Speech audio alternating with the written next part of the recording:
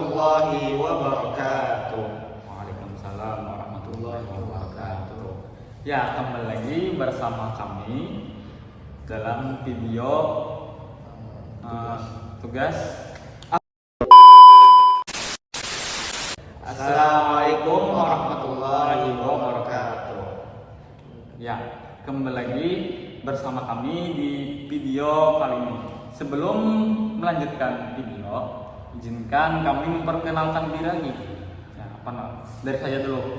Perkenalkan, nama saya Muhammad Naufal dari jurusan Pendidikan Bahasa Arab Lokal 25C angkatan 2025. Dan saya adalah Muhammad Arifullah dari jurusan Pendidikan Bahasa Arab angkatan 25 dari Lokal C.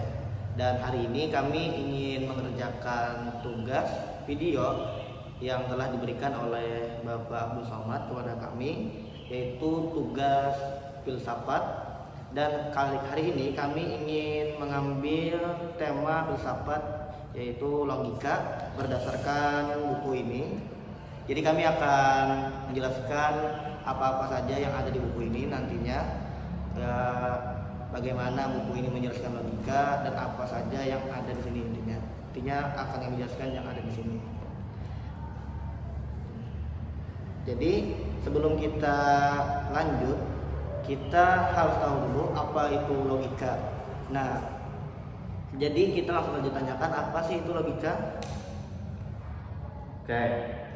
Nah, jadi menurut buku di sini, logika itu secara luas dapat didefinisikan sebagai pengkajian untuk berpikir secara sahih, atau dengan kata lain, logika itu adalah alat untuk membimbing manusia berpikir dengan benar dan sahih dalam memperoleh pengetahuan. Nah, gitu. Oke, jadi itu tadi adalah arti dari logika. Jadi kita masuk pada pembahasan logika yang ada di buku ini. Jadi buku ini membawakan penjelasan tentang logika dengan kisah. Jadi kita bacakan dulu kisahnya dan nanti kita akan tanyakan apa arti dari kisahnya. Jadi Al-Kisah menurut cerita yang terdapat dalam Khasanah Umar Ilmiah, seorang peneliti ingin menemukan apa sebenarnya yang menyebabkan manusia itu mabuk. Untuk itu dia mengadakan penelitian dengan mencampur berbagai minuman keras untuk mendapatkan kesimpulan apa sih yang menyebabkan orang itu mabuk. Jadi dia pada awalnya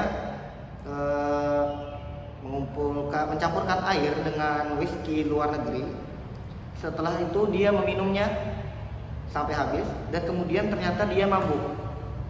Jadi setelah dia siuman dari mabuknya, dia melanjutkan penelitiannya yang kedua dengan mencampurkan lagi air dengan whisky lokal yang biasanya diminum di pinggir jalan. Dan ternyata campuran ini pun juga membuat dia mabuk.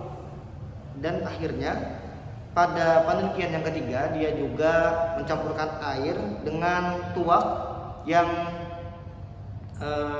sama, yang dimana tuak itu juga ada campuran seperti yang penelitian yang terdahulu. Dan ternyata pada penelitian yang ketiga ini juga menyebabkan dia mabuk. Jadi berdasarkan penelitian itu, dia menyimpulkan bahwasanya yang menyebabkan dia mabuk adalah air. Jadi apakah penyimpulan dari orang ini dalam menyimpulkan bahwasanya yang membuat mabuk itu adalah air, itu logikanya benar ataukah salah? Jadi kita akan tanyakan dulu apa sih arti dari kisah ini.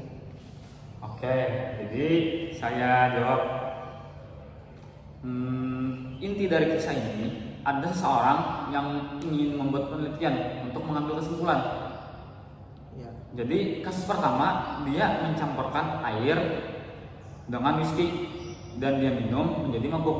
Kasus kedua, dia mencampurkan air dengan whisky lokal dan jadinya juga mabuk. Kasus ketiga, dia mencampurkan air dengan tuak dan dia juga mabuk juga. Nah, yang faktor terlihat dari ketiga kasus itu semuanya ada air. Nah, maka dia mengambil kesimpulan bahwa air adalah penyebab mabuk. Nah, jadi apa yang disimpulkan dari orang ini adalah salah karena dia menyimpulkan bahwasanya semua itu adalah air. Jadi bagaimana cara kita menentukan penyimpulan yang baik dan benar? Nah ya, jadi sebelum kita mengambil kesimpulan, untuk supaya kesimpulannya itu benar, kita tuh harus mengenali objek secara lengkap. Nah, contohnya kayak kasus tadi. Nah, kasus tadi adalah salah satu pengambilan kesimpulan yang salah karena apa? Karena dia tidak mengetahui objeknya secara lengkap. Nah, padahal ada faktor tersembunyi yang membuat mabuk. Nah, di 3 minuman tersebut yaitu alkohol. Nah, alkohol lah yang membuat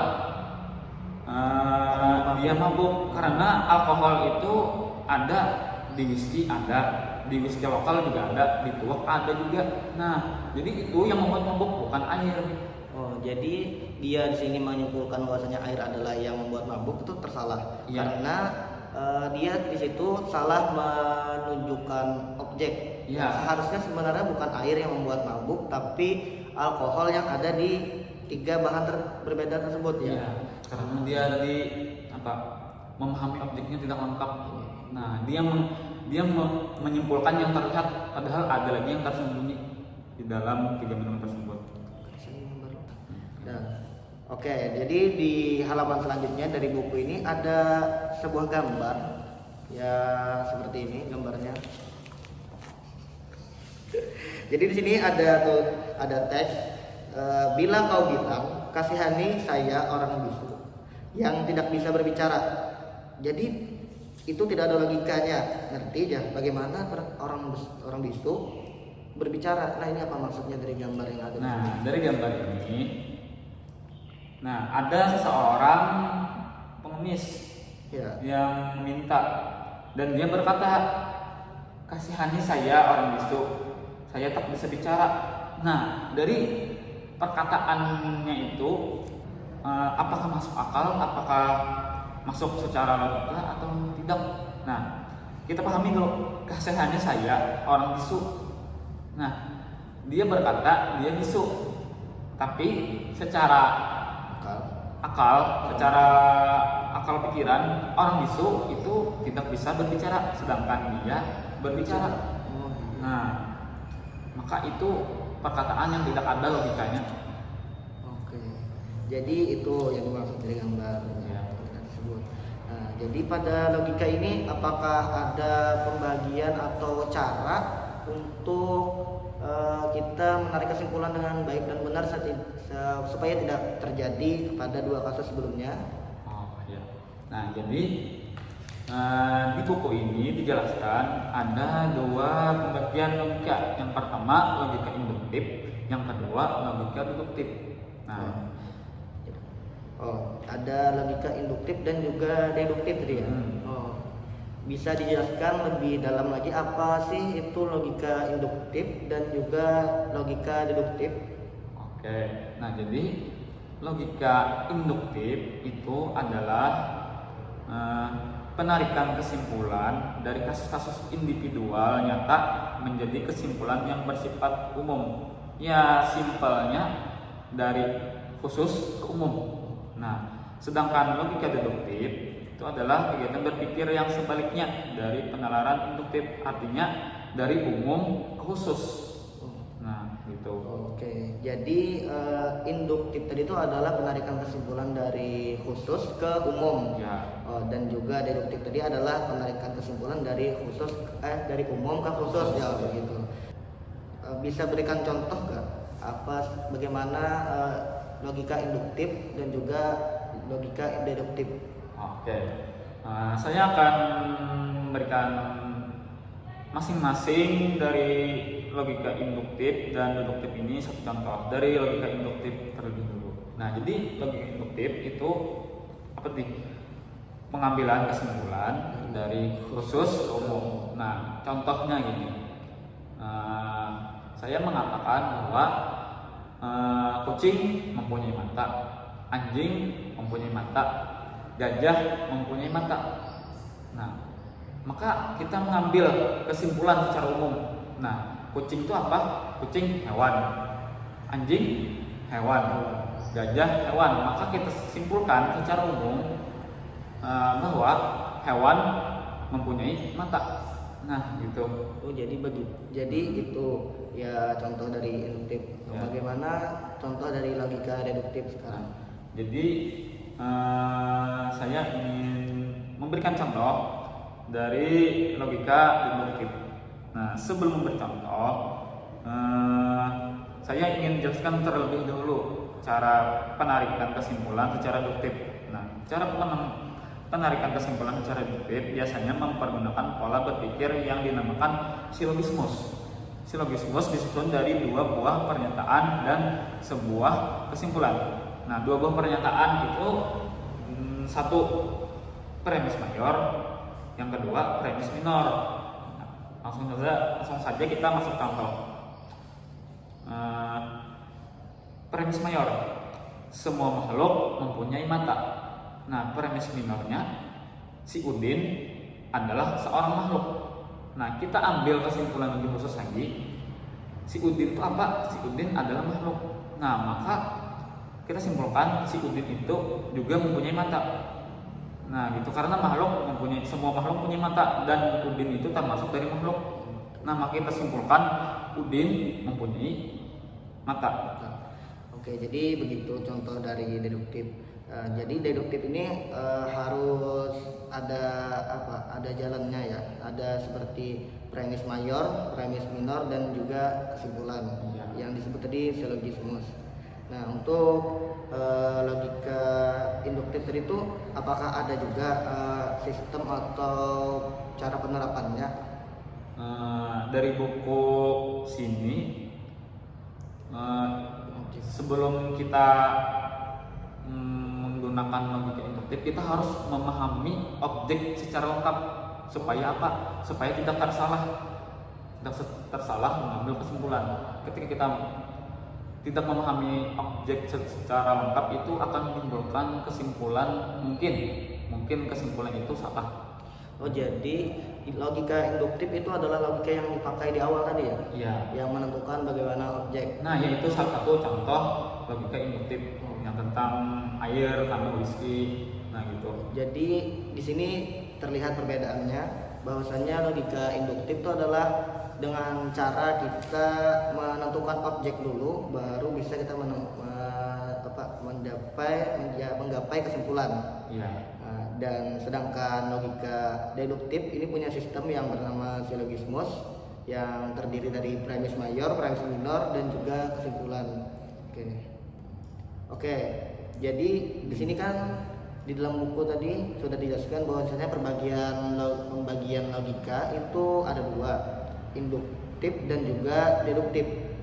Apa keuntungan dari salah satu keuntungan dari memakai logika ini? Oh ya.